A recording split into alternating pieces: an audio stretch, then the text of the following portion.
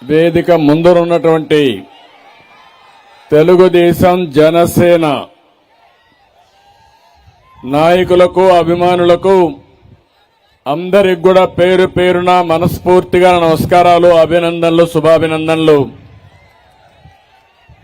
తెలుగుదేశం పార్టీకి కంచు కోట ఈ శ్రీకాకుళం జిల్లా.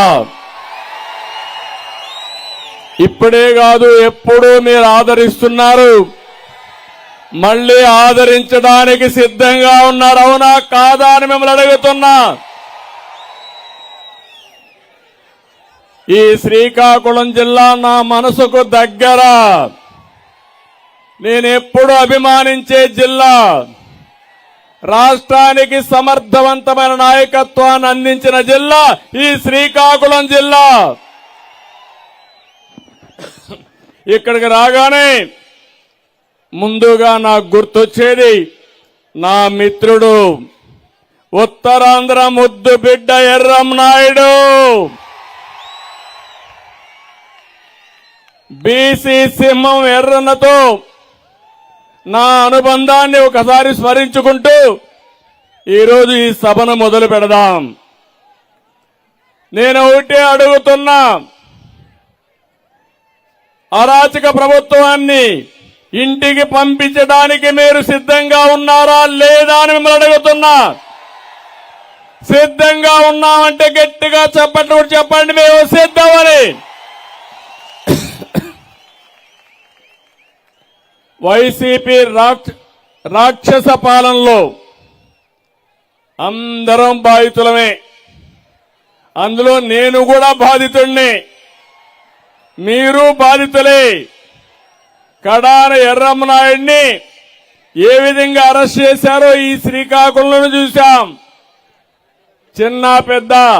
అచ్చెన్నాయుడిని చిన్న పెద్ద వ్యత్యాసం లేదు. కడాన కళా వెంకట్రావు పైన కూడా కేసులు పెట్టే పరిస్థితికి వచ్చారు. మీరు ఒకసారి, అందుకే నేను ఒకటే చెప్తున్నాను, మీరు ఒకసారి ఈ రాక్షస పాలనలో రాష్ట్రమే బలైపోయింది. మళ్లీ రాష్ట్రాన్ని కాపాడుకోవడానికి మనందరం సిద్ధం కావాలి. అందుకే కదిలిరా అనే కార్యక్రమంలో మీ దగ్గరికి వచ్చా. 22 కార్యక్రమాలు పెట్టాను. ఇది 22వ కార్యక్రమం.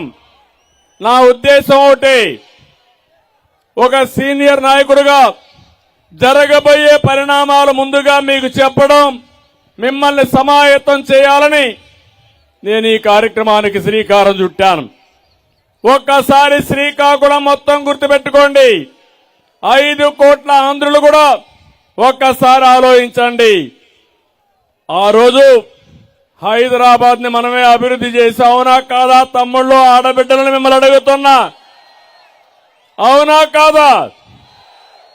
కానీ తర్వాత వచ్చిన నాయకులు హైదరాబాద్ పైన ఎవరూ విధ్వంసం చెయ్యలేదు. అందుకే హైదరాబాద్ ఈరోజు ఒక మహానగరం అయింది. దానికి కారణం తెలుగుదేశం పార్టీ. ఆ విషయం మనం గుర్తుపెట్టుకోవాల్సిన అవసరం ఉంది. ఒకప్పుడు నేను ఐటీకి ప్రాధాన్యత ఇచ్చాను. మన పిల్లలు ఈరోజు ప్రపంచమంతా వెళ్లారు. కడాన హైదరాబాద్ లో హైటెక్ సిటీ కట్టి తర్వాత సైబరాబాద్ నగరాన్ని ఏర్పాటు చేసి ప్రపంచానికి ఐటీ అందజేసిన పార్టీ తెలుగుదేశం పార్టీ అని చెప్పి కూడా నేను మీకు తెలియజేస్తున్నా. ఈరోజు మనం చూస్తే మన రాష్ట్రం 5 కోట్ల మంది నష్టపోయాం. విభజన జరిగింది. విభజన వల్ల రాష్ట్రం నష్టపోయింది. తర్వాత తెలుగుదేశం పార్టీ వచ్చి ఎట్టి పరిస్థితులు కూడా అభివృద్ధి చేయాలనే పంతంతో 2029 విజన్ తయారు చేసుకుని అమరావతి గాని, పోలవరం గాని, పరిశ్రమలకు గాని పెద్దపీటేశాం. అలాంటిది ఈ సైకో ముఖ్యమంత్రి వచ్చి ఆంధ్రప్రదేశ్ రాష్ట్రం దగా కాబడ్డది, పూర్తిగా నష్టపోయే పరిస్థితికి వచ్చాం. అందుకే నేను ఒకటే చెప్తున్నాను, విభజన కంటే జగన్మోహన్ రెడ్డి విధ్వంస పాలన వల్ల పూర్తిగా నష్టపోయామా లేదా ఒక్కసారి గుర్తు తెచ్చుకోమని మిమ్మల్ని అందరినీ కోరుతున్నా. నష్టపోయామంటే ఒకసారి అందరూ కూడా గట్టిగా చేతులు పైకెత్తి మీ సంఘీభావాన్ని తెలియజేయండి. మీలో ఒక చైతన్యం రావాల్సిన అవసరం ఉంది. నాకు శ్రీకాకుళం కొత్త కాదు, నాకు ఉత్తరాంధ్ర కొత్త కాదు. కానీ జన సముద్రాన్ని చూస్తే నా జీవితంలో ఎప్పుడూ చూడని ఉత్సాహం మీలో చూస్తున్నాను. 2014లో ఇక్కడే మీటింగ్ పెట్టాం. ఆ రోజు బ్రహ్మాండమైన గెలుపు వచ్చింది. మళ్ళీ ఈ రోజు చెప్తున్నా 2024లో గెలుపు మనదే. తెలుగుదేశం జనసేన గెలుపును ఎవరు ఆపలేరు. ఈ రోజు మీ ఉత్సాహం చూసిన తర్వాత అర్థమైపోయింది, జగన్ పని అయిపోయింది, మార్పు మొదలైంది. మనం ఉదుహు తుఫాను చూశాం, తిత్లీ తుఫాను చూశాం. ఈసారి వచ్చే రాజకీయ తుఫానుకి ఇది నాంది.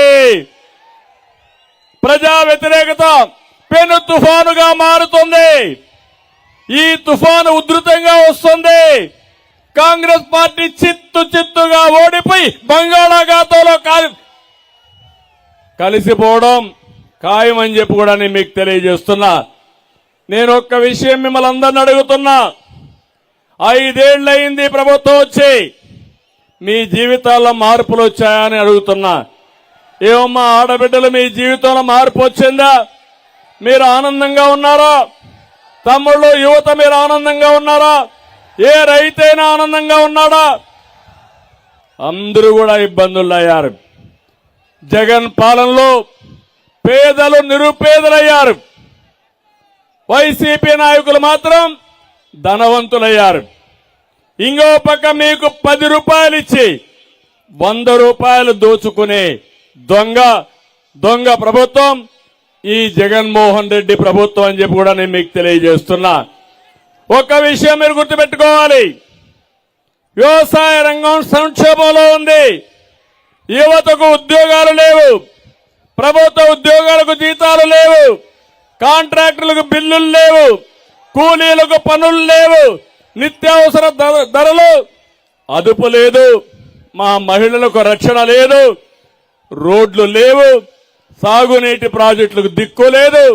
5 సంవత్సరాల పాలన 30 ఏళ్ల ఎన్నికెళ్లిపోయింది. అవునా కాదా అని ప్రతి ఒక్కరిని అడుగుతున్నా. అందరినీ పేదరికంలో నెట్టేసిన జగన్ కొత్త నాటకానికి వచ్చాడు. ఈరోజు అతను మాట్లాడేది నేను పేదల మనిషి అంటున్నాడు. పెత్తందారులకి పేదలకు పోరాటం అంటున్నాడు. నేను సవాలు విసురుతున్నా, నువ్వు ఏ విధంగా పేదవాడు అవుతావో చెప్పే ధైర్యం ఉందని అడుగుతున్నాను. మీరు ఒక్కసారి గుర్తుపెట్టుకోండి, ఈరోజు అతను మాట్లాడే మాట కొత్త డ్రామాలు వేసే పరిస్థితికి వచ్చాడు. పేదల బిడ్డ కొత్త డ్రామా, ఇది కోడికత్తి కమల్ హాసన్ డ్రామా. ఇంకో పక్క నమ్మి ఓటేస్తే ప్రజల్నే కాటేశాడు. భస్మాసుడిలా మీ నెత్తినే చేయబెట్టాడు. ఇప్పుడు మీరందరూ సిద్ధంగా ఉండాలి. ఆ ఓటుతో ఈ కలియుగ భస్మాసురుని అంతం చేయడానికి సిద్ధంగా ఉండమని పిలిపిస్తున్నాను. నేను అడుగుతున్నా ఒక మాట, 9 సార్లు కరెంటు ఛార్జీలు పెంచిన నువ్వు పేదవాళ్ల ప్రతినిధి అవుతావా అని అడుగుతున్నా. ఇంకో పక్క 200 రూపాయలు కరెంటు బిల్లు వచ్చేది, ఇప్పుడు 800 రూపాయలు 1000 రూపాయలు వస్తా ఉంది. కరెంటు కోతలు పెంచకుండా, కరెంటు ఛార్జీలు లేకుండా పెంచకుండా 24 గంటలు కరెంట్ ఇచ్చాం. ఈ రోజు నేను అడుగుతున్నా, ఏ తమ్ముళ్ళు కరెంట్ వస్తా ఉందా అని అడుగుతున్నా. రేట్లు పెరిగాయా లేదని మిమ్మల్ని అడుగుతున్నా. అదే తెలుగుదేశం పార్టీ ఉంటే కరెంటు రేట్లు పెరుగుతాయా అని మిమ్మల్ని అడుగుతున్నా. మళ్లీ హామీ ఇస్తున్నా, కరెంటు ఛార్జీలు పెంచకుండా నాణ్యమైన కరెంటు మీకు ఇచ్చే బాధ్యత తెలుగుదేశం జనసేన తీసుకుంటామని హామీ ఇస్తున్నా. ఇంకో పక్కన 30,000 కోట్ల రూపాయలు ప్రతి ఒక్క కుటుంబం పైన భారం వేశారు. 65,000 కోట్ల రూపాయలు విద్యుత్ సంస్థలపైన భారం వేసే పరిస్థితికి వచ్చాడు. ఇది పెద్ద మనిషి చేసే పరిస్థితి. 3 సార్లు ఆర్టీసీ రేట్లు పెంచిన పెద్ద మనిషి పేదవాడు అవుతాడా అని మిమ్మల్ని అడుగుతున్నా. నిన్నే మీరు చూశారు, మీకు మాత్రం సరైన బస్సులు లేవు. ఎక్కడ చూసినా బస్సుల యాక్సిడెంట్. ఈ ముఖ్యమంత్రికి 20 కోట్ల రూపాయలు పెట్టి 2 బస్సులు బుల్లెట్ ప్రూఫ్ బస్సులు తెప్పించుకున్నాడు ఎన్నికల్లో తిరగడానికి. ఈయన రోడ్డు మీద తిరగలేడు, ఆకాశంలోనే తిరుగుతాడు. కానీ ఆయనకు మళ్ళీ బుల్లెట్ ప్రూఫ్ బస్సులు కావాలి. అంటే ఏ విధంగా ప్రజాధనాన్ని దుర్వినియోగం చేస్తున్నాడో మీరు ఆలోచించాలి. ఎవరైనా ముఖ్యమంత్రి ఉంటే ఒక బస్సు పెట్టుకుంటారు తప్ప ప్రజాధనంతో లగ్జూరియస్ గా ముందుకు పోయే పరిస్థితి వచ్చిందంటే ఏమనాలో అర్థం కాని పరిస్థితి.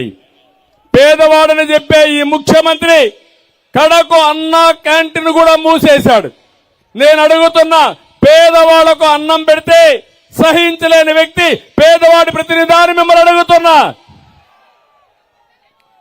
మా తమ్ముళ్ళు ఉన్నారు, రోజంతా కష్టపడతారు. సాయంత్రం అయితే ఒక క్వార్టర్ బాటిల్ వేసుకుని ఇంట్లో పడుకోవాలనుకుంటారు. శారీరక బాధలు మర్చిపోవాలనుకుంటారు.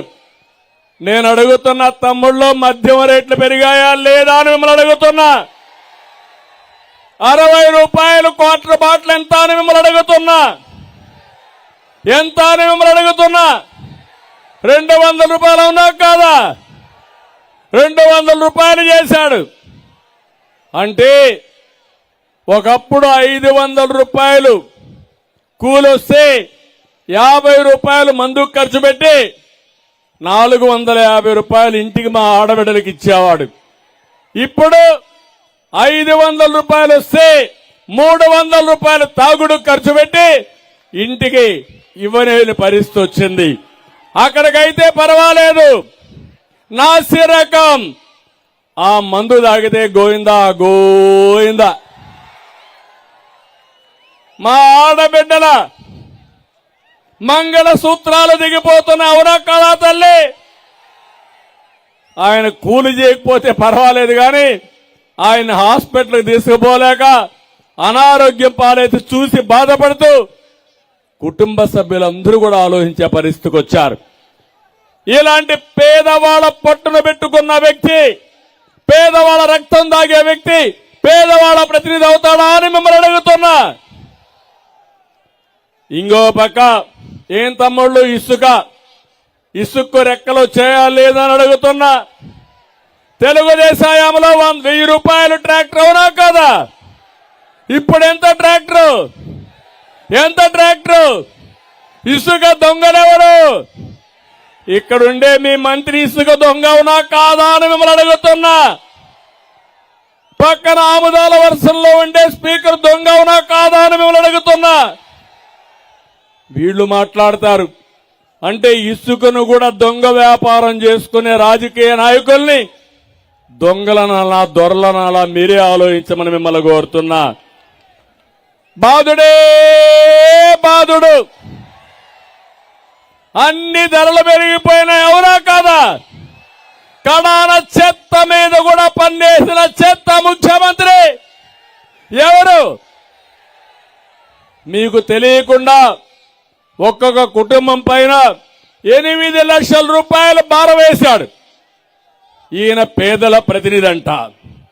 ఇంకో పక్క నేను ఒకటే అడుగుతున్నాను, ఈ జగన్ నాటకాల ముందు ప్రఖ్యాత సురభి నాటకాలు కూడా పనిచేయవు తమ్ముళ్ళు, జాగ్రత్తగా ఉండండి. ఈ నాటకాలు వేసి పేదవాళ్ళని మోసం చేయడానికి వచ్చే కొత్త బిచ్చుగాడు తప్ప ఇంకోటి కాదు. ఇక్కడే మీరు చూశారు, ఋషికొండ చరిత్రలో మనం ఎప్పుడో మాట్లాడుకునేవాళ్ళం. అక్కడ ఒకప్పుడు ఋషులు ఎక్కడికక్కడ అక్కడంతా కూడా ఉండి ఒక పవిత్రమైనటువంటి ప్లేస్ గా ఉండే ప్లేస్ అది. అక్కడ ఈరోజు జగన్మోహన్ రెడ్డి 500 కోట్ల రూపాయలు ఖర్చు పెట్టి పెద్ద ప్యాలెస్ కట్టాడు. ఊరికొక ప్యాలెస్ కావాలి.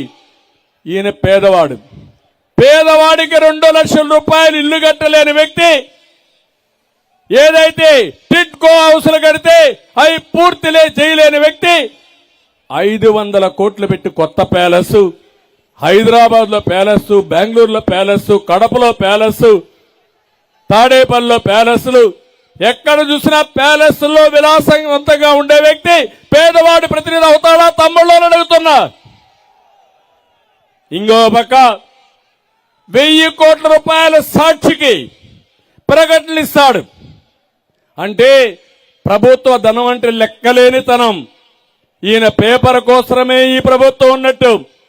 మాట్లాడితే పేపరే లేదు, టీవీ లేదు, నాకెవరూ లేరు, నాకు మీరే దిక్కుని మళ్లీ మాట్లాడతాడు.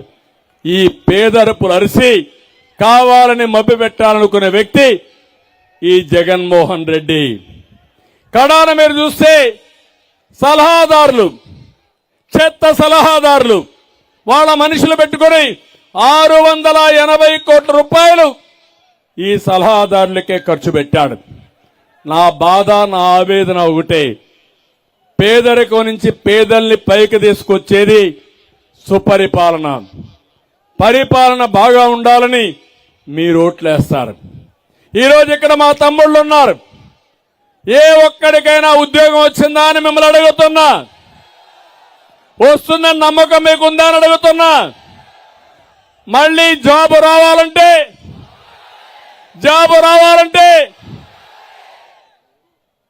ఈరోజు జాబ్ క్యాలెండర్ సంవత్సరం జనవరిలో ఇస్తా అన్నాడు.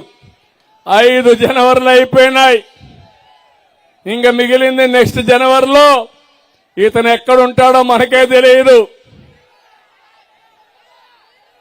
మా తమ్ముళ్ళు అంటున్నారు, నేను చెప్పను కానీ జైలు అంటున్నారు.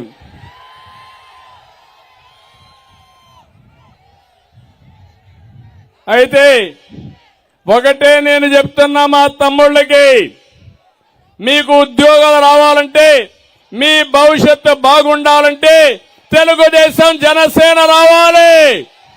సిద్ధమా మీరు అడుగుతున్నా. ప్రతి ఒక్క తమ్ముడికి ఒకటే హామీ ఇస్తున్నా, మీకు ఉద్యోగాలు ఇప్పించే బాధ్యత మాదే. సంవత్సరానికి 4 లక్షల ఉద్యోగాలు చొప్పున 5 సంవత్సరాల్లో 20 లక్షల ఉద్యోగాలు ఇప్పించే బాధ్యత ఈ ప్రభుత్వం, మా ప్రభుత్వం తీసుకుంటుంది. అదే మారిగా ఉద్యోగం వచ్చే వరకు 3000 రూపాయలు నిరుద్యోగ భృతి మీకు ఇస్తాం. మా పిల్లలకి, మా తమ్ముళ్ళకి ప్రభుత్వంలో ఉద్యోగాలు ఇస్తాం, పరిశ్రమలు తెస్తాం, మా యువతకు ఉపాధి కల్పిస్తాం. వర్క్ ఫ్రం హోమ్, మీ ఇంట్లో కూర్చొని శ్రీకాకుళంలో ప్రపంచంలో ఏ దేశానికైనా ఏ కంపెనీకైనా మీరు పనిచేసే విధానానికి శ్రీకారం చుడతామని చెప్పి నేను మీకు తెలియజేస్తున్నా. ఇంట్లో బోరు కొడితే అవసరమైతే మీ అందరి కోసం వర్క్ స్టేషన్లు క్రియేట్ చేస్తాం. నేరుగా శ్రీకాకుళం రావచ్చు, టెక్కల్లో కూర్చోవచ్చు, రణస్థలంలో ఉండొచ్చు. ఎక్కడున్నా మీరు పనిచేసే ఉద్యోగాలు కల్పించే బాధ్యత మేము తీసుకుంటామని మీ అందరికీ హామీ ఇస్తున్నా. 45 రోజులు యువతను కోరుతున్నా, రోడ్డు మీదకి రండి, సైకిల్ ఎక్కండి, తెలుగుదేశం జనసేన జెండాలు కట్టుకోండి, గ్లాస్ చేతిలో పట్టుకోండి. ఎక్కడన్నా దాహం వేస్తే నీళ్లు తాగడానికి అక్కడి నుంచి ప్రజల్లోకి వెళ్లి ప్రచారం చేయండి. మీ భవిష్యత్తు బంగారు భవిష్యత్తు చేసే బాధ్యత మాదని మరొక్కసారి మీకు హామీ ఇస్తున్నా.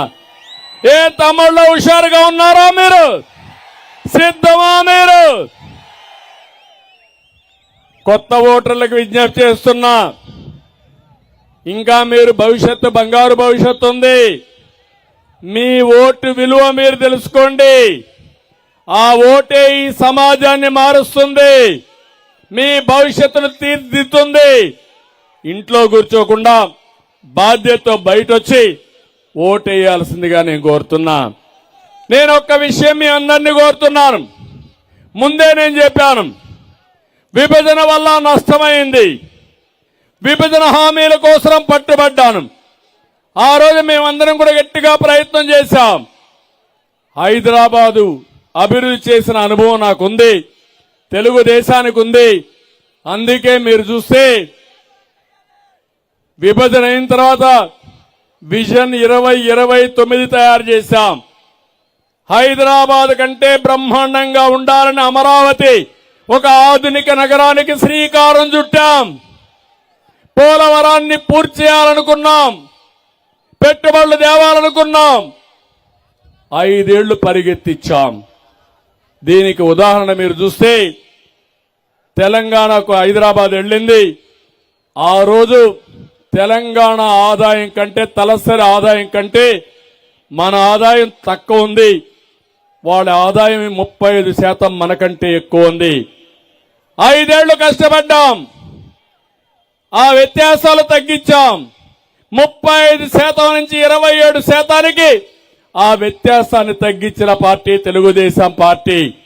అదే తెలుగుదేశం అధికారంలో ఉంటే 2029కి తెలంగాణ సమానంగా అవసరమైతే ఇంకా ఎక్కువ ఆదాయం ఇచ్చే పరిస్థితిలో ప్రణాళికలు రూపకల్పన చేశాం.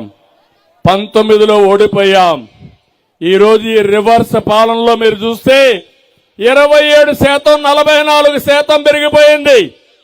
అంటే ఈరోజు తెలంగాణకు ఆంధ్రాకి 44% తలసరి ఆదాయంలో వ్యత్యాసం ఉందంటే ఒక సంవత్సరం ప్రతి ఒక్క వ్యక్తి 85,000 రూపాయలు మీరు పోగొట్టుకుంటున్నారు. ఇది మీరు గుర్తుపెట్టుకోవాలి. ఒక పాలన వల్ల ఇంట్లో 5 మంది ఉంటే 5,80,000 అంటే 4,50,000 రూపాయలు మీ ఆదాయం పోగొట్టుకునే పరిస్థితికి వచ్చారంటే అది దుర్మార్గుల పరిపాలన అని చెప్పి కూడా నేను మీకు తెలియజేస్తున్నా. ఎప్పుడు కూడా ప్రభుత్వం అంటే సంపద సృష్టించాలి, ఆ సంపద పేదవాళ్ళకి ఇవ్వాలి.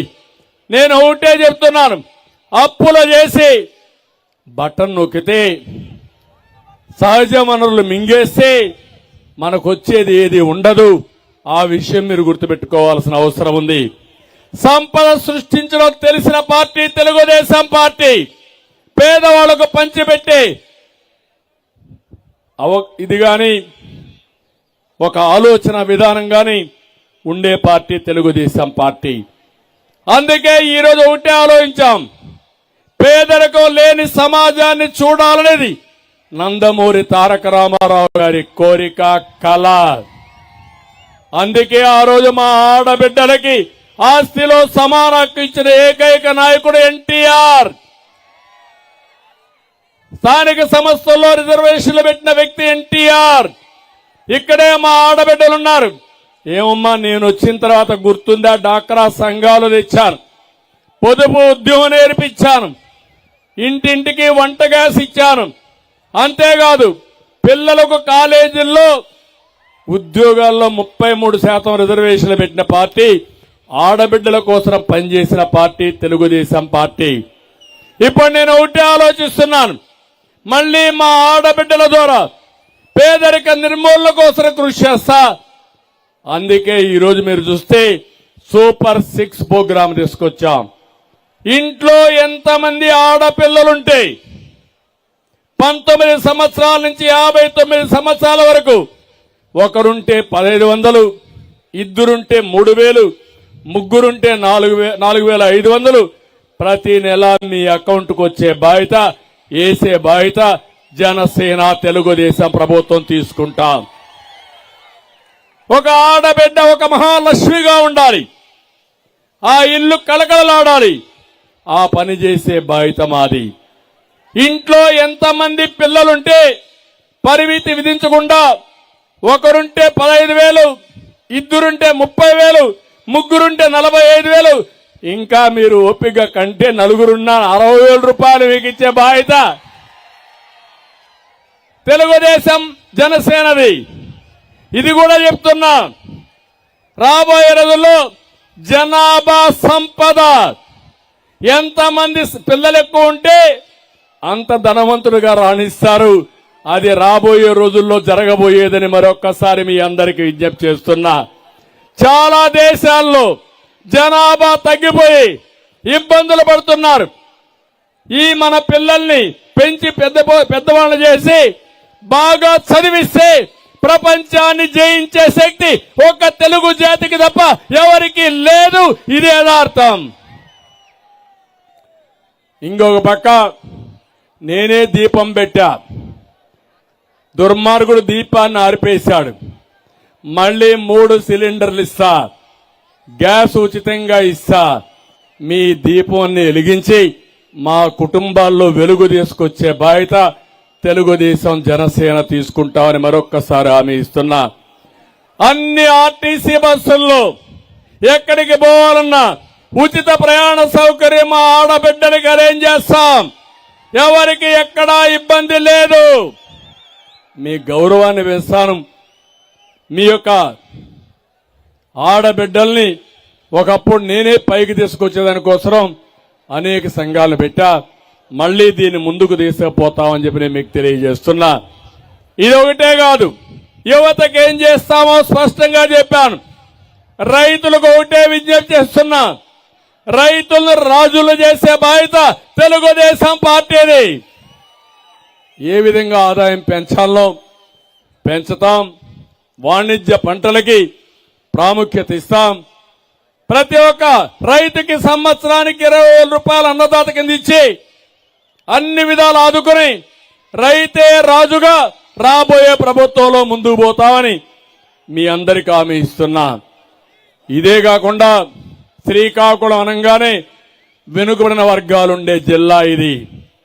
వాళ్ళందరికీ ఒకటే హామీ ఇస్తున్నా, తెలుగుదేశం పార్టీకి వెన్నెముక వెనుకబడిన వర్గాలు, తెలుగుదేశం పార్టీని ఆదరించింది, గౌరవించింది, అండగా నిలబడింది బీసీ వర్గాలు.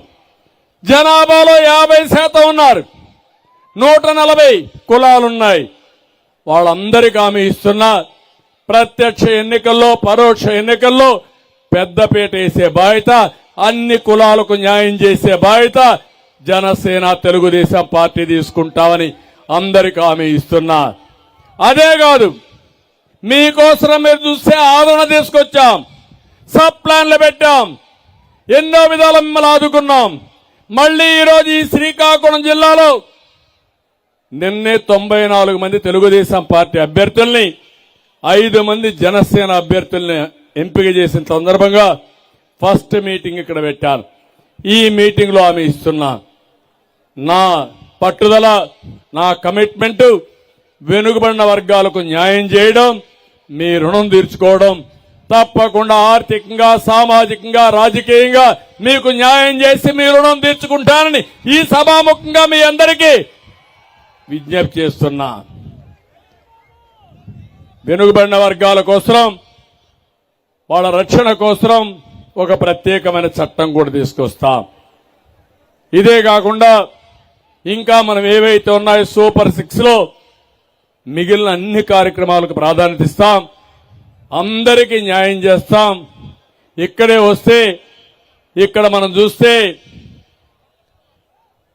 కొంతమంది మత్స్యకారులు ఉన్నారు, వాళ్ళకి ఎన్నో సమస్యలు ఉన్నాయి. అలాంటి ప్రతి ఒక్కరిని అధ్యయనం చేస్తాం. ఒక డీటెయిల్డ్ గా ప్రతి ఒక్కరికి ఏం చేస్తామో ఒక స్పష్టత ఇస్తూ డిక్లరేషన్ కూడా తొందరలో ఇస్తామని చెప్పి నేను మీకు తెలియజేస్తున్నా. నేను ఈ సందర్భంగా మీ అందరికీ హామీ ఇస్తున్నా, చెత్త పన్ను రద్దు చేస్తాం, మద్యం పైన దోపిడీ అరికడతాను, ఉచిత ఇసుక ఇస్తాం, రైతు సబ్సిడీని తిరిగి ప్రారంభిస్తాం, కరెంటు బాధ్యుడు నివారిస్తాం, పెట్రోల్ ధరలు నియంత్రణ చేస్తాం. మళ్ళా పేదవాడి ప్రభుత్వం వస్తుంది. మిమ్మల్ని ఆదుకునే బాధ్యత మాది. ఒక్క విషయం మీరు గుర్తుపెట్టుకోవాలి, ఉత్తరాంధ్ర ద్రోహి జగన్మోహన్ రెడ్డి అవునా కాదా అని అడుగుతున్నా. ఇక్కడుండే నాయకులు వెన్నెముక లేని నాయకులు అవునా కాదా అని మిమ్మల్ని అడుగుతున్నా. ఒక్క నాయకుడున్న అడిగాడా అని అడుగుతున్నా జగన్మోహన్ రెడ్డి. నేను ఈ మీటింగ్ లో సవాలు విసురుతున్నా. అబద్దాలు చెప్పడంలో నీకు పిహెచ్డి ఇస్తారు కానీ నీ జీవితంలో వాస్తవాలు చెప్పవు. అందుకే నేను అడుగుతున్నా, ఉత్తరాంధ్రని ఉద్ధరిస్తామని ఉత్తరాంధ్రని నాశనం చేశారు. ఉత్తరాంధ్ర సుజల స్రవంతి. ఈ ఉత్తరాంధ్రకి సాగునీటి ప్రాజెక్టులు చాలా ముఖ్యం. ఒక్క ఉత్తరాంధ్ర సుజల స్రవంతిస్తే గోదావరి నీళ్లు వంశధారకు అనుసంధానం అయితే ఈ జిల్లాలో ఇంకా నీటి ఎద్దడే ఉండదు. అలాంటి ఉత్తరాంధ్ర సుజల స్రవంతికి 2,000 కోట్ల రూపాయలు నేను శాంక్షన్ చేస్తే 5 ఏళ్లలో 5 కోట్లు ఖర్చు పెట్టారు. సంవత్సరానికి ఉత్తరాంధ్ర ఖర్చు పెట్టింది ఉత్తరాంధ్ర సుజల స్రవంతి పైన 1 కోటి రూపాయలు. సిగ్గు లేదా అని మిమ్మల్ని అడుగుతున్నా. స్పీకర్ గారు మీకు సిగ్గుందా అని అడుగుతున్నా. మంత్రి గారు మీకు సిగ్గుందా అని అడుగుతున్నా. అడిగే దమ్ముందా అని అడుగుతున్నా. ఇంకో పక్క తారక రామ తీర్థ సాగర్ తెలుగుదేశంలో 5 ఏళ్లలో 284 కోట్లు ఖర్చు పెడితే మీరు ఖర్చు పెట్టింది 76 కోట్లు. మహేంద్ర తనయ ఆఫ్షోర్ తెలుగుదేశం 553 కోట్లు ఖర్చు పెడితే మీరు ఖర్చు పెట్టింది 26 కోట్లు. రైవాడ రిజర్వాయర్ తెలుగుదేశం 24 కోట్లు ఖర్చు పెడితే మీరు పనులు నిలిపేశారు. తోటపల్లి ప్రాజెక్టు తెలుగుదేశం పార్టీ హయాంలో 237 కోట్లు ఖర్చు పెడితే మీరు ఖర్చు పెట్టింది 61 కోట్లు. వంశధార ఫేజ్ 2 420 కోట్లు ఆ రోజు ఖర్చు పెడితే మీరు 1 పైసా ఖర్చు పెట్టలేదు. వంశధార నాగావళి లింక్ కెనాల్ 145 కోట్లు ఖర్చు పెడితే మీరు 1 పైసా ఖర్చు పెట్టలా. నేను అడుగుతున్నా 1600 కోట్ల రూపాయలు 14-19లో ఖర్చు పెడితే మీరు ఖర్చు పెట్టింది 594 కోట్లు. మీరు ఉత్తరాంధ్ర ఉద్ధారకుల లేకపోతే ఉత్తరాంధ్ర ద్రోహులు మీరే అర్థం చేసుకోవాల్సిన అవసరం ఉంది. మళ్ళీ నేను మీ అందరికీ హామీ ఇస్తున్నా, మొత్తం ప్రాజెక్టుని పూర్తి చేసే బాధ్యత తెలుగుదేశం పార్టీ తీసుకుంటాం. మళ్ళీ అన్ని ప్రాజెక్టులు పూర్తి చేసి ఉత్తరాంధ్ర రుణం తీర్చుకుంటామని మీ అందరికీ హామీ ఇస్తున్నా. తమిళలో ఇప్పుడే చెప్పారు చాలా మంది, Telugu Desam Janasena alliance super hit అవునా కాదా అని అడుగుతున్నా. వైఎస్ఆర్ కాంగ్రెస్ నాయకులకి ప్యాంట్లు తడిసిపోతున్నాయి. ఎక్కడికెక్కడ భయం పుట్టుకునుంది. కనీసం వాళ్లకు క్యాండిడేట్లు కూడా దొరకడం లేదు. నేను ఒక విషయం మీకు చెప్తున్నాను, ఎమ్మెల్యేలున్నారు. ఎమ్మెల్యేలుంటే ఇటీవల ముఖ్యమంత్రి ఒక్కొక్క లిస్టే రిలీజ్ చేశాడు కోఆర్డినేటర్లని. వాళ్లే అభ్యర్థులు అనుకున్నాం, రిలీజ్ చేసుకుంటూ పోయాడు. ఇప్పుడు అంటున్నారు వాళ్ళు కోఆర్డినేటర్లే, ఇంకా ఎమ్మెల్యేలుగా మేము నిర్ణయించలేదని. సిద్ధం అనే మీటింగ్ పెట్టారు. మీరు దేనికి సిద్ధంగా ఉన్నారని అడుగుతున్నా. మేము సవాలు విసురుతున్నా. 99 అభ్యర్థుల్ని అనౌన్స్ చేసి ఈరోజు మేము ముందుకు పోతున్నాం. మీరు యుద్ధానికి రాకుండా పారిపోతున్నారు. యుద్ధం ప్రారంభం మునిపే మీరు పారిపోయారంటే దీన్ని బట్టి అర్థమవుతుంది. కానీ ఒక్క విషయం విజ్ఞప్తి చేస్తున్నాను, ఈరోజు తెలుగుదేశం జనసేన పొత్తు నా కోసరమో పవన్ కళ్యాణ్ కోసరమో తెలుగుదేశం కోసరమో జనసేన కోసరం కాదు, కార్యకర్తల కోసరం కాదు, 5 కోట్ల ప్రజానీకం కోసరం, మీ సంక్షేమం కోసరం, మీ భవిష్యత్తు కోసరం, మీ పిల్లల భావితరాల భవిష్యత్తు కోసరం ఈరోజు పొత్తు పెట్టుకున్నాం. మేమిద్దరం కూర్చొని రాష్ట్రంలో ఉండే పరిస్థితులన్నీ ఆలోచించుకున్న తర్వాత వైసీపీ విముక్త రాష్ట్రాన్ని తయారు చేయాలని ఒక అవగాహనకు వచ్చాం. ఇది మీ అందరికీ ఆమోదయోగ్యం అవునా కాదా అని మిమ్మల్ని అడుగుతున్నా. ప్రజలు ఆమోదించారు. 2 పార్టీల నాయకులు కార్యకర్తలు మేము ఆమోదించుకున్నాం. మాకు లేని బాధ మీకేంటని అడుగుతున్నా. అంటే మీకు భయం, చిచ్చులు పెట్టడంలో దిష్టలు వెళ్ళు, కులాల మధ్య, మతాల మధ్య, ప్రాంతాల మధ్య చిచ్చు పెట్టి చలిగాల్చుకునే రకం వీళ్ళంతా కూడా. అందుకే ఈరోజు అన్ని కులాల మధ్య రేపు నేను మాట్లాడతాను. సోషల్ మీడియాలో కూడా మీరు చూడండి, కావాలని వ్యక్తుల మధ్య విద్వేషాలు రెచ్చగొట్టడం, కులాల మధ్య విద్వేషాలు రెచ్చగొట్టడం, ఎక్కడికక్కడ చిచ్చు పెట్టే రకం వీళ్ళని చెప్పి నేను మీకు తెలియజేస్తున్నా. అందుకే నీచ రాజకీయాలకు స్వస్తి పలకాలి. భవిష్యత్తులో ఇలాంటి చౌట రాజకీయాలు చేసే వ్యక్తుల్ని చిత్తుగా ఓడించి ఈ రాష్ట్రాన్ని కాపాడుకోవాల్సిన బాధ్యత మనందరి పైన ఉంది. మీరు ఒక్కసారి చూడండి, నేను అభ్యర్థులను ఎంపిక చేశాం.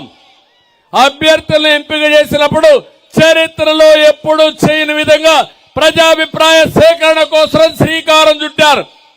ఏం తమ్ముళ్ళు, మీకు అందరికీ ఫోన్లు వచ్చాయా? నా ఫోన్లు వచ్చాయా లేదా? వచ్చాయంటే చేతులు పైకెత్తండి. అందరికీ ఫోన్లు వచ్చాయి. 1కి 4 సార్లు అడిగా. నేను ఒకటే ఆలోచించా, వినూత్నమైన మార్గాలను నేను ఎప్పుడూ అన్వేషిస్తూనే ఉంటాను, దూరదృష్టితో ఆలోచిస్తాను. ఈసారి నాకు అనిపించింది, ఏం చేస్తే బాగుంటుంది అనిపిస్తే సర్వేలు ఒక పక్క, రాజకీయ విశ్లేషణలు ఒక పక్క, కడాన మీ తరపున ఎమ్మెల్యేలుగా నిలబడుతున్నాం. మీరు ఆమోదించిన వ్యక్తికే నేను సీట్లు ఇవ్వాలని కొత్త విధానానికి శ్రీకారం చుట్టాను.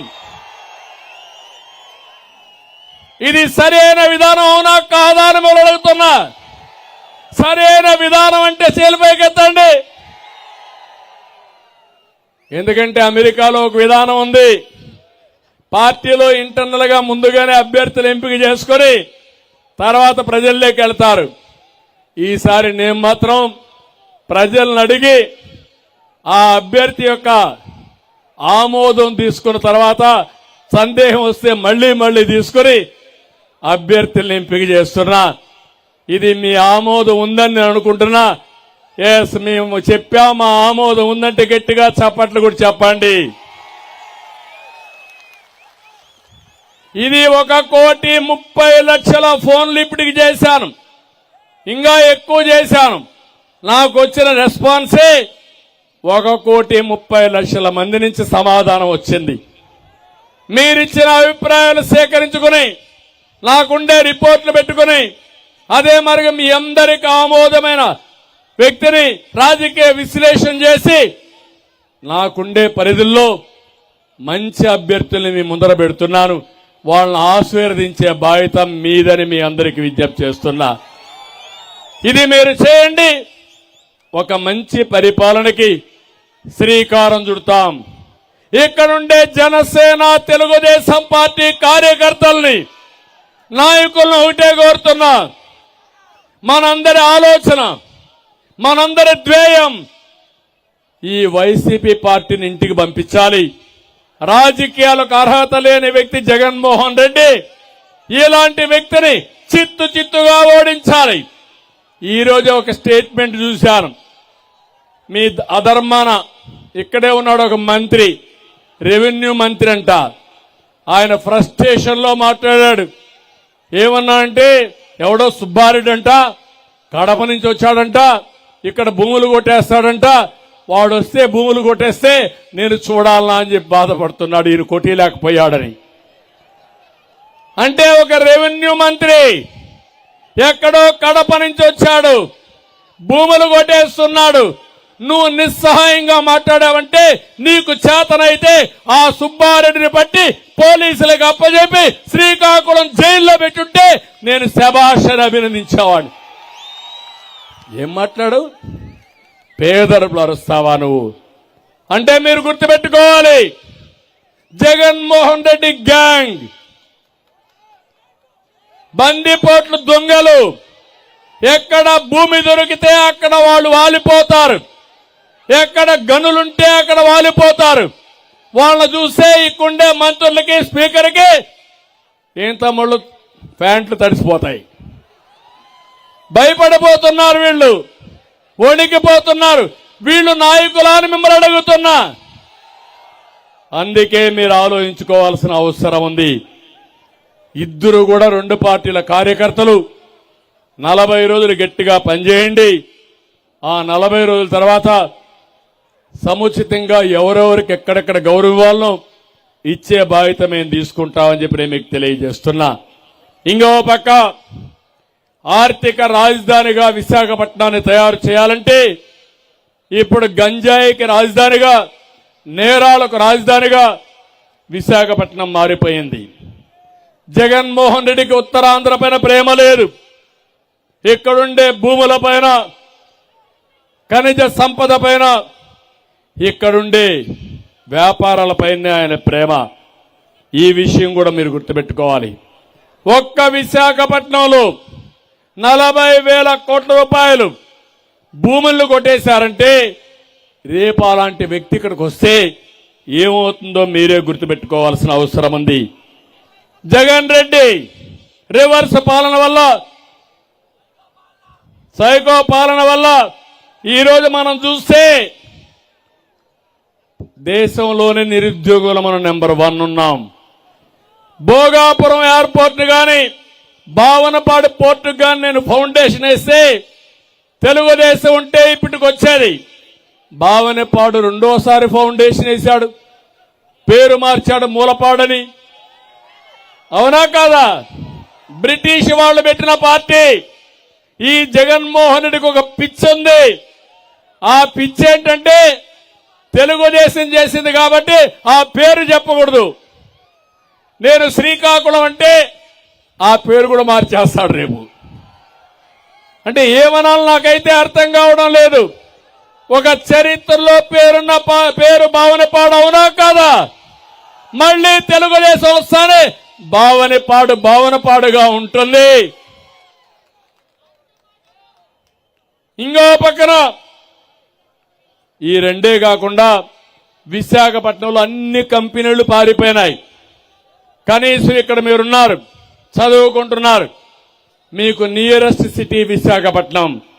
ఉద్యోగాల కోసం అక్కడికి పోవచ్చు అనుకుంటే అక్కడ అన్ని కంపెనీలు మీరు చూస్తే లూలు షాపింగ్ మాల్ కానీ, అదే మరి పెద్ద పెద్ద కంపెనీలు కానీ అన్ని పారిపోయే పరిస్థితికి వచ్చాయి. విశాఖపట్నంలో మెట్రో పోయింది, రైల్వే జోన్కి భూమి ఇవ్వకుండా పోయింది. ట్రైబల్ యూనివర్సిటీ ఎప్పుడో నేను ప్రారంభిస్తే దాన్ని కూడా పూర్తి చేయలేకపోయారు. కడాన విశాఖపట్నం స్టీల్ ప్లాంట్ కూడా ప్రైవేట్ చేసే పరిస్థితి వస్తే ఒక్క మాట మాట్లాడలేకపోయారు. ఇవన్నిటి వల్ల విశాఖపట్నం అభివృద్ధి అయ్యి మీకు చాలా మందికి ఉద్యోగాలు వచ్చేటివి. అది రాకుండా చేశారంటే ఇది దుర్మార్గమైన కార్యక్రమం అని చెప్పి నేను మీకు తెలియజేస్తున్నా. కడాన ఒకటే మీరు గుర్తుపెట్టుకోండి, ఈ రాష్ట్రంలో ఎవ్వరికీ భద్రత లేదు. ఉందా తమ్ముళ్ళ మీకు భద్రత? ఆడబిడ్డలకు భద్రత ఉందా అని నేను అడుగుతున్నా. వ్యాపారస్తులు వ్యాపారం చేయగలుగుతున్నారా అని అడుగుతున్నా. యువత స్వేచ్ఛగా మాట్లాడుతున్నారా అని నేను అడుగుతున్నా. కడాని ఈ మీడియా ఏం తమ్ముళ్ళు మీకన్నా స్వేచ్ఛ ఉందా అని నేను అడుగుతున్నా. ఈ మీడియాకు 2430 జీవో తీసుకొచ్చారు, దాడులు చేస్తున్నారు. వైసీపీ రౌడీలు ఎక్కడికక్కడ పేపర్ల వాళ్ళు కానీ టీవీ వాళ్ళు చూపిస్తే, వాస్తవాలు చూపిస్తే, ప్రజా సమస్యల్ని ఎక్కడికక్కడ హైలైట్ చేస్తే వాళ్లపైన దాడులు చేసే పరిస్థితికి వచ్చారు. ఒక ముఖ్యమంత్రిని మీరు చూశారు ఏ విధంగా మాట్లాడుతున్నాడో. మనం ఎవరైనా కట్అవుట్లు పెడితే ఆ కట్అవుట్ల పైన దాడి. వాళ్ళ మీటింగ్ లో నా ఫోటో, పవన్ కళ్యాణ్ ఫోటో పెట్టి ఆ ఫోటో పైన దాడి చేసే సైకో ముఖ్యమంత్రి, మెంటల్ ఇంబ్యాలెన్స్ ఉండే ముఖ్యమంత్రి, మానసిక రోగి ఈ ముఖ్యమంత్రి. ఎవరా కాదా? ఎవడైనా చేస్తాడా అని అడుగుతున్నా మిమ్మల్ని. ఇక్కడ మనం పెట్టి జగన్మోహన్ రెడ్డి మనం కొట్టలేవా? ఇక్కడ అది సభ్యత అని మిమ్మల్ని అడుగుతున్నా. వీళ్ళు మనుషులని మిమ్మల్ని అడుగుతున్నా. అంటే మానసిక రోగే ఈ పనులు చేస్తాడు. అలాంటి మానసిక రోగి ఉండే ఈ ప్రాంతంలో నిన్న మొన్న చెప్తున్నాడు, చొక్కా చేతులు మడత పెట్టండి అని. నేను చెప్పా, నువ్వు చొక్కా చేతులు మడత పెడితే మా తమ్ముళ్ళు కుర్చీలు మడతలు పెడతారు. మా తమ్ముళ్ళు కుర్చీలు మడత పెడితే నీ కుర్చీ కాడే. అవునా కాదా? ఎవ్వరు కూడా తమాషా అనుకోదు. జగన్మోహన్ రెడ్డి నిన్న జగ్గయ్యపేటలో జరిగింది, ఇదే జరిగింది. మిడిసి పడితే మిమ్మల్ని తరిమి తరిమి అవసరమైతే బట్టలు ఇప్పించే ధైర్యం మా తమ్ముళ్ళకు ఉంది, మా ఆడబిడ్డలకు ఉంది. అదే ప్రజా తిరుగుబాటు అవునా కాదా? భయపడి బానిసలు అవుతారా మీరు? గట్టిగా పోరాడి వీరులు అవుతారా లేదా? సిద్ధం అవునా కాదా? ఇంకా పిరికితనం ఉందా మీకు? భయం ఉందా మీకు? ఏమో ఆడబిడ్డలు, మీరు వీర వనితలుగా తెలుగుదేశం పార్టీ జెండా పట్టుకుని రోడ్డు మీదకి రావాలి. ఒక ఝాన్సీ లక్ష్మిగా రావాలి, రాణి రుద్రమదేవిగా తయారు కావాలి. సిద్ధమని అడుగుతున్నా మా ఆడబిడ్డల్ని. అప్పుడే ఈ రాష్ట్రాన్ని కాపాడుకుంటారు, మీ పిల్లల భవిష్యత్తు కాపాడుకుంటారు. భయపడితే బానిసత్వం తప్ప, బానిస సంఖ్యలు తప్ప ఇంకోటి కాదు. ఈ జగన్ అర్జునుడు అంటాడు. నేనన్నా నువ్వు అర్జునుడు కాదు అక్రమార్జునుడు అని చెప్పా. అంటే ఈయనొక వీరుడు సూర్యుడు. ఏంటి నువ్వు పరదాలు పట్టుకొని తిప్పుతావంటే పోలీసులు అడ్డం పెట్టుకుని, ఎక్కడ నాకు పోలీసులు కనపడలా మన మీటింగ్లో, ఎక్కడ వెనకాలన్నారు పాపం. ఈరోజు జగన్మోహన్ రెడ్డి పోతే ఎక్కడ చూసినా పోలీసులే పోలీసులు. పోలీసులు లేకపోతే బయట కూడా రాలేడు. అందుకే నేను అంటున్నా, జగన్మోహన్ రెడ్డి నువ్వు అర్జునుడివి కాదు, పంచభూతాల్ని రాష్ట్రాన్ని మింగేస్తున్న అక్రమార్జునుడివి.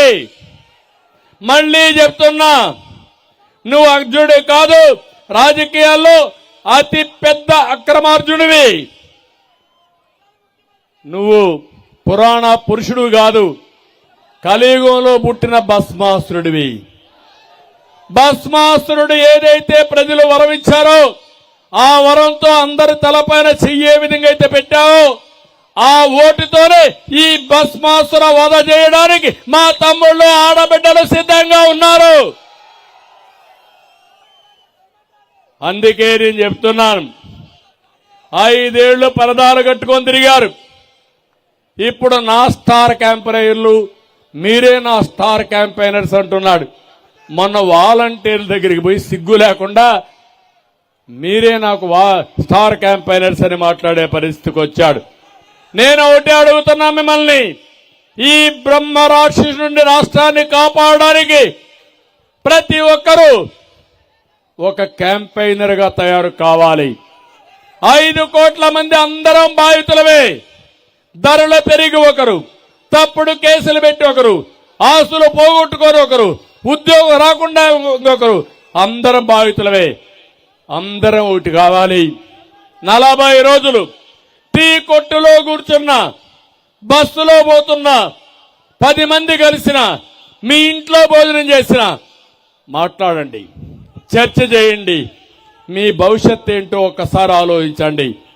మీ భవిష్యత్తుకు మేము గ్యారంటీ ఇస్తాం. మళ్ళీ రాష్ట్రాన్ని అన్ని రంగాల్లో పైకి తీసుకొస్తాం. మీరు చేయాల్సింది రేపు జరిగే ఎన్నికల్లో ప్రతి ఒక్కరూ ఆలోచించి తెలుగుదేశం జనసేనను గెలిపించండి. భావితరాల భవిష్యత్తుకు పెద్దపీట ఏమని మిమ్మల్ని అందరినీ కోరుతున్నా.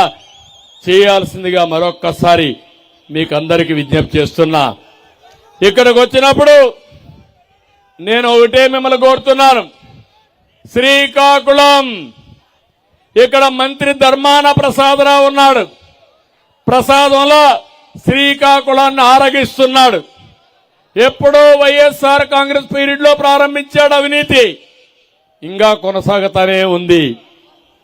విశాఖలో భూ కుంభకోణంలో ఆ రోజే సూత్రధారి. అప్పుడే సిట్టు కూడా చాలా స్పష్టంగా చెప్పింది. ఇక్కడ ఇసుక ర్యాంపుల వ్యవహారాన్ని కొడుకు చేతిలో పెట్టాడు, అవునా కాదా అని అడుగుతున్నా మిమ్మల్ని. ఇంకో పక్కన అక్రమ సొమ్ముతో తాండాం సమీపంలో సావిత్రిపురంలో 67 ఎకరాల భారీ లేఅవుట్లు వేశాడు. అందులో 23 ఎకరాల ప్రభుత్వ భూమి, అవునా కాదా అని మిమ్మల్ని అడుగుతున్నా. ఈ భూమి ప్రభుత్వం తీసుకోవాలా లేదా అని అడుగుతున్నా. ఎన్ని వేల కోట్లు తిన్నా ఈయనకు అది కూడా చాలడంలా ఇప్పుడు చివరికి సెంటు పట్టాల్లో కూడా అవినీతికి పాల్పడే పరిస్థితికి వచ్చాడు. పాత్రుని వలసలో ప్రభుత్వ భూమిని బినామీ పేర్లతో రాయించుకుని తిరిగి ఆ భూముల్ని ప్రభుత్వానికి అప్పగించి ₹1 కాజేసిన గనుడు ఇక్కడ మంత్రి ఎమ్మెల్యే. ఇప్పుడే మన నాయకులు చెప్పారు, ఈ ఎమ్మెల్యే అక్కడ స్పీకర్ ఉన్నాడు. ఇద్దరికి 10 కిలోమీటర్ల రోడ్డు ఉంది. అదే శ్రీకాకుళం ఆముదాల వలస రోడ్డు. ఏం తమ్ముళ్ళు, గుంతలు అవునా కాదని అడుగుతున్నా. ఎంతమంది చనిపోయారు అడుగుతున్నా. 27 మంది చనిపోయారు, అవునా కాదని అడుగుతున్నా. నడువులు ఇరిగిపోయినాయి, అవునా కాదని అడుగుతున్నా. అంటే మీకు సంపాదన పైనుండే శ్రద్ధ రోడ్ల పైన లేదు. అది మీరు చేసే పని. ఇంకో పక్కన టెక్కల్లో ఉన్నాడు ఎమ్మెల్యే దువ్వాడ. అరాచకానికి కేర్ ఆఫ్. ఆయన అసెంబ్లీలో ఉండడానికి అర్హత లేని వ్యక్తి. తిట్లు, బూతులు, దాడులు, అరాచకం ఇదే ఆయన పని. అందుకే ఆయనకి ఎమ్మెల్సీ ఇచ్చారు. వ్యాపారం నుండి కమిషన్ రాకపోతే వివాదాలు సృష్టిస్తాడు. పోర్టులో ఉద్యోగాలు ఇప్పిస్తానని కమిషన్లు బొక్కేస్తాడు.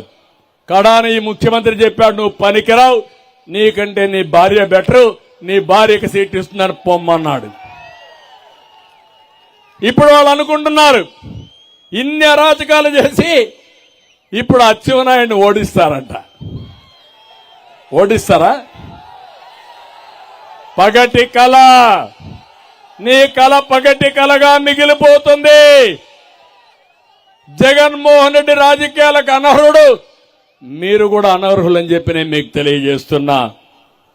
ఇంకో పక్కన మీరు చూస్తే ఆముదాల వలస పాపం తమ్మినేని డమాస్ ఎమ్మెల్యే ప్రజల కర్మ కొద్దీ చాలా రోజుల తర్వాత గెలిచాడు, స్పీకర్ అయ్యాడు. ఆ స్థాయికి తగని వ్యక్తి. ఎక్కడ పెరిగాడో ఎట్లా పెరిగాడో మీకే తెలుసు. అన్ని నేను చెప్పక్కర్లేదు. ఎవరు కాపాడారో కూడా మీకు తెలుసు.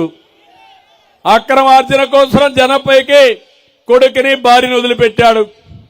భార్యకు బంగారు కానుకగా ఇస్తేనే నియోజకవర్గంలో పన్నులు, అనుమతులు, ప్రారంభోత్సవాలు. అవునా కాదా? ఇది వాస్తవనా కాదా? ఇంకో పక్క నాగావళి వంశధార తీర ప్రాంతాల నుండి వెళ్లే ఇసుక లారీకి ఎంత తమ్ముళ్ళు రేటు? 3,000, 4,000, 6,000. నాకంటే బాగా రేట్లు మీకే తెలుసు, ఎందుకంటే ఎవ్రీడే మీరు చూస్తున్నారు. ఇంకొక పక్క ఆయన కాలేజీ కోసం 4 ప్రైవేట్ జూనియర్ కాలేజీని, డిగ్రీ కాలేజీని మూయించేశాడు. అవునా కాదా? ఆముదాల వలసలో 4 కోట్ల విలువైన 20 సెంట్ల భూమిని బెదిరించి లాక్కున్నాడు. పాపం కోన రవికుమార్ కేకలేస్తున్నాడు, పోరాడుతున్నాడు. కేసులు పెట్టి ఆయన వేధిస్తున్నారు. రోజు వస్తుంది, మిమ్మల్ని వదిలిపెట్టాం, తప్పకుండా చేసిన నేరాలన్నింటికి శిక్ష తప్పదని మరొకసారి మీ అందరికీ తెలియజేస్తున్నా. పలాస అప్పలరాజు, తప్పుల రాజు నియోజకవర్గం అడ్డంగా మింగేస్తున్నాడు. మళ్లీ ఎమ్మెల్యే కాలమని తెలిసిపోయింది. 1 టైం ఎమ్మెల్యే, ఇదే మొదటిసారి, ఇదే చివరిసారి. అందుకే మీరు చూస్తే ఎక్కడ ఏది దొరికినా మింగేస్తున్నాడు. ప్రకృతి సంపదన నెమలికొండ, సూదికొండ, నల్ల బొడ్డూరు కొండలను తవ్వేశాడు. ఇంకొకసారి అధికారం వస్తే పలాసలో కొండలే కనపడవు. అన్ని కొండల్ని మింగేస్తున్నటువంటి ఆనకొండ ఈ తప్పుల రాజు అని చెప్పి కూడా నేను మీకు తెలియజేస్తున్నా. అక్రమాలను గట్టిగా మాట్లాడితే ఆడబిడ్డ శిరీష్ పైన కూడా కేసులు పెట్టి ఎన్ని విధాలు వేధించాలనో అన్ని విధాలు వేధిస్తున్నాడు. పాతపట్నం ఎమ్మెల్యే పేరు శాంతి, నియోజకవర్గానికి పట్టిన అశాంతి. ఎప్పుడూ అందుబాటులో ఉండరు. మార్చమని ఆవిడ మార్చేయాలని వాళ్ళ ఎమ్మెల్యేలు రోడ్డెక్కే పరిస్థితి వచ్చింది. వసూళ్లన్నీ పిఏలకు అప్పచెప్పింది. వంశధార నుంచి ఒరిస్సాకు ఇసుక, దొంగ వ్యాపారం.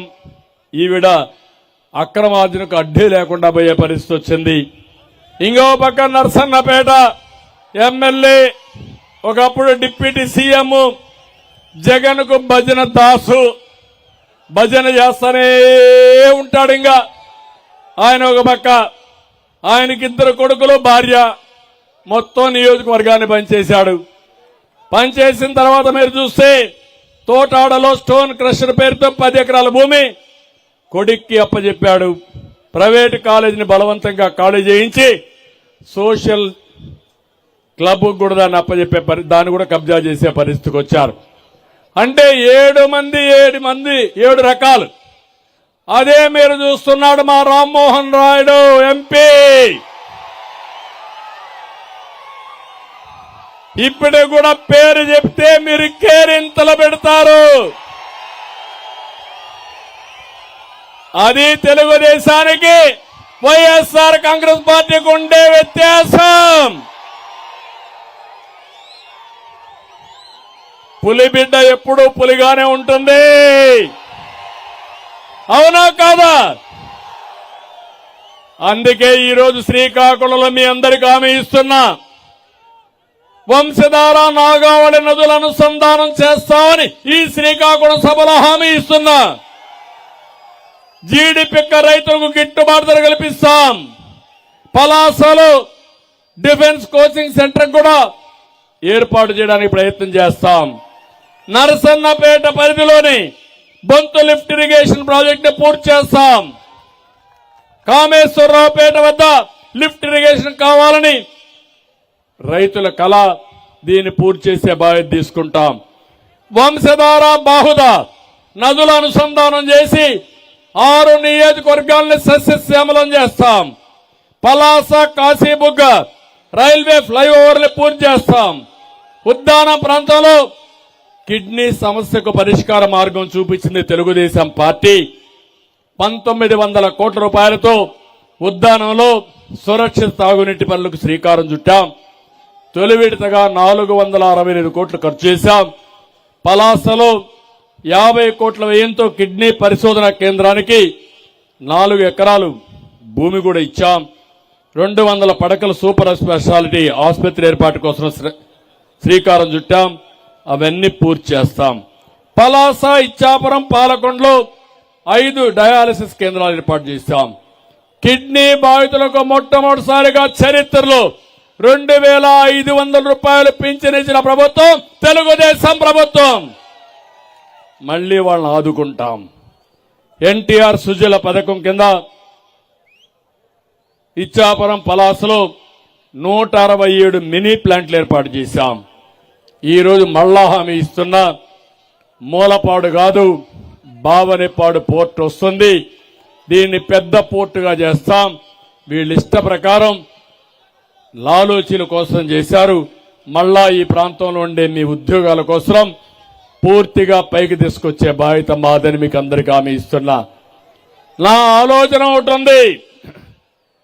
విశాఖపట్నం నుంచి శ్రీకాకుళం మీదుగా నేషనల్ హైవే పోతుంది. సముద్రం ఉంది. విశాఖపట్నం నుంచి నేరుగా బావనిపాడు వరకు సముద్రం పక్కన బీచ్ రోడ్ తీసుకొస్తే 2 ప్యారలల్ రోడ్లు వస్తాయి. ఒకటి నేషనల్ హైవే, రెండోది బీచ్ రోడ్డు. ఈ రోడ్లు 2 కలిసి వస్తే మధ్యలో అక్కడికక్కడ రోడ్లు వేసుకోగలిగితే ఇక్కడ పెద్ద ఎత్తున ఇండస్ట్రీస్ వస్తాయి, పెద్ద ఎత్తున టూరిజం వస్తుంది. మొత్తం భారతదేశంలోని ఎక్కడా లేని విధంగా ఒక బ్రహ్మాండమైన కారిడార్ గా దీన్ని తయారు చేసే బాధ్యత మేము తీసుకుంటాం. ఇక్కడే యువత ఎక్కడికి పోవక్కర్రా, ఇక్కడనే మీ ఉద్యోగాలు చేసుకోవచ్చు. అలాంటి కారిడార్ తయారు చేస్తాం.